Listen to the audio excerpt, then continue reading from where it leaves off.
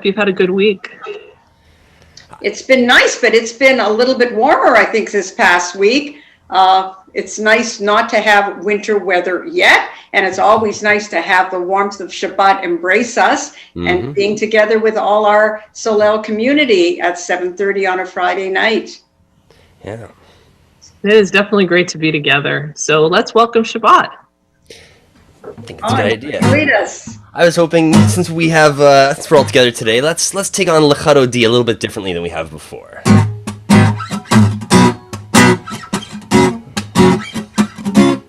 Legato D, Nikra Kala, Panei Shabbat, Lekabela, Legato D, Nikra Kala, Panei Shabbat, Lekabela, Legato D, Nikra Kala, Panei Shabbat, Lekabela, Legato D, Nikra Kala, Panei Shabbat, Lekabela. Shabbat Shalom. Shabbat Shalom, Shabbat Shalom, Shabbat Shalom, Shabbat Shalom, Shabbat Shalom, Shabbat Shalom, Shabbat Shalom, Shabbat Shalom. A little bit different way to start off Shabbat. And Shabbat Shalom. It's a great way to welcome Shabbat. Warm it up, yeah. And then we welcome Shabbat, and one of my favorite things about welcoming Shabbat, especially when I can get all my family here, is bringing that light of Shabbat, the warmth and the family feeling. And as we light our candles, we will say the bracha, the blessing together for welcoming Shabbat.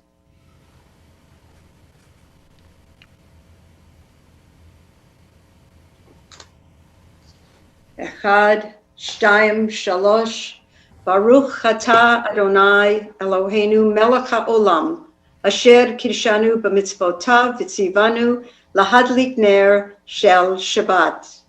Baruch atah Adonai Eloheinu melech haolam, asher kitshanu b'mitzvotav v'tzivanu lahadlik ner shel Shabbat. Shalom. Well, as I sit here in my dining room, I have different candle holders today, and they're supposed to be kind of gold, but I think they're more kind of plated gold. And I always remember this story my mother used to tell me, my dear mother, Jenny, when she talked about Shabbat in Kelts, Poland. My mother was the youngest of 8 children. You know what it's like to be the youngest. People pick on you and they don't let you do things. And my mother, Jenny, well, she got picked on a lot by her 6 older sisters, not so much her brother, but her 6 older sisters were kind of mean to her. And there were privileges they had that she didn't have. And they thought it was a privilege to help get ready for Shabbat. So they would make the challahs or cook the chicken soup, or they would polish the candle holders every Friday. And they loved doing that because, one, it was a wonderful mitzvah, but more importantly, they got a reward. They got a kopek, a little coin, so they could buy a sweet bun. And my mother loved sweet buns. My mother was very chubby as a child, as an adult, always chubby. And she never had a chance to win that kopek because her sisters wouldn't let her have a turn getting ready for Shabbat. And finally, my baba, my grandmother, said to her, Jenny, it's your turn. You polish the silverware, you will get the kopek, you will get the sweet bun, it's your turn. And Jenny was delighted. Her mouth was even filled with saliva. She could taste the sweet bun already, and she worked so hard, polishing and polishing and polishing. The candle holders were shining, and she got that kopek, and she put it in her hand, because a kopek then was a lot of money, and she walked. It was a little bit before Shabbat. It was 2 p.m. She knew she could eat the sweet bread before Shabbat, and she kept walking slowly and carefully. And every so often, she'd open her hands to make sure the kopek was still there. And then she'd close her hand and walk a few more steps, and she'd open her hand, and the kopek was still there. And she finally got to the baker's shop, and oh, the aroma was amazing. And she walked into the store and said, 1 sweet bun. And she opened her hand. There was no kopek. She had lost it. Where'd it go? Somewhere along the way, she had lost it, and she looked on the floor of the store, and she went outside the door of the store, and she's looking on the ground, and suddenly she saw Ruchala. Ruchala was the beggar's daughter. Ruchala wasn't very clean, and her hair was all messy, and her clothes were ripped. But Ruchala looked different today. There was a big smile on Ruchala's face, and in Ruchala's hand was a sweet bun. My mother knew what had happened.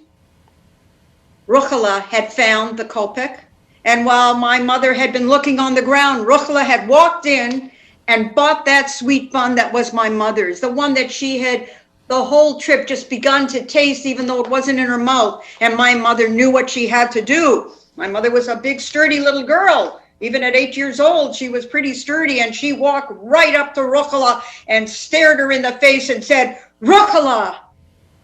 And Ruchala smiled and took the bun from her mouth and said, "Yes, Jenny?" And my mother said, "Enjoy the sweet bun, Ruchala. Shabbat Shalom." And my mother started to cry and started to walk back home. She didn't know quite why she was crying. It may have been that she lost the money. It may have been that she didn't get her sweet bread. It may have been she thought her mother would be mad at her for being careless. And when she got home, she wasn't just crying, she was weeping. And my Bubba came out to her and said, Jenela, what's the matter, Jenny? Why are you crying?" And through her sobs, my mother said, "The kopek, it fell. I don't know where it went. But then Ruchla was eating my sweet bun, and I couldn't take it away from her because I know I'll get another chance to have some sweet bread buns, but she won't." My mother was hugged by her mother, by my grandmother. And my Bubba said to Jenny, "Jenny, that's the best thing about Shabbat, to care for someone else, to know we're all community. What you did was right. Let Ruchala enjoy that sweet bun. You'll get many in your lifetime." And my mother did throughout her lifetime, always loved those sweet buns that we would buy from Harvard Bakery in downtown Toronto. So that's my mother Jenny's Shabbat story. That she told me many times as a child, and I've told my grandchildren and many of you at Solel, because the one way to always remember my mother for me is to tell her stories. So I hope you liked the Jenny story. Very good. It's a great story, and it really tells us what it means to do a mitzvah for somebody else, even sometimes when you don't even know you're doing it. Yeah, sometimes the peaceful approach is much more the right approach. Why go up with anger when you can go up with a smile, right? Mm-hmm. Absolutely. So I guess we can finish this Shabbat with your choice, Ron, musician's choice for our final song.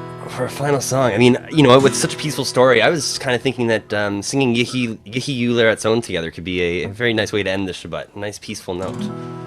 Great. Yehi Yuler Atzon Imrefi Vehegyon Libi Lefanecha Yehi Yuler Atzon Imrefi Vehegyon Libi Lefanecha Adonai Suri Vekoali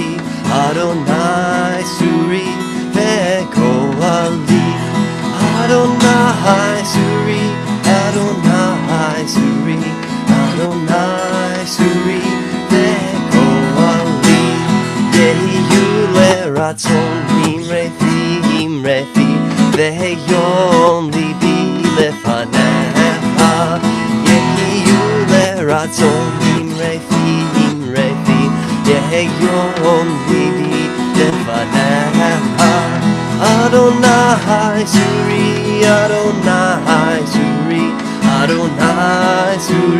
Vegoali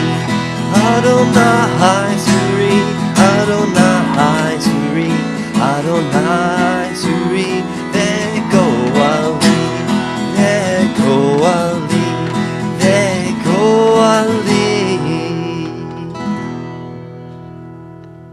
Thank you, Ron. That's a great song, a great piece from the Psalms, and it reminds us that our prayers are lifted up, especially on Shabbat, and bring us peace. So Shabbat Shalom, everyone. Shabbat Shalom, Beit Sefer Solel. Good to be with you. Shabbat Shalom Shabbat to Shalom, Rabbi everyone. and to Ron and to all of Solel. Absolutely. Mm-hmm.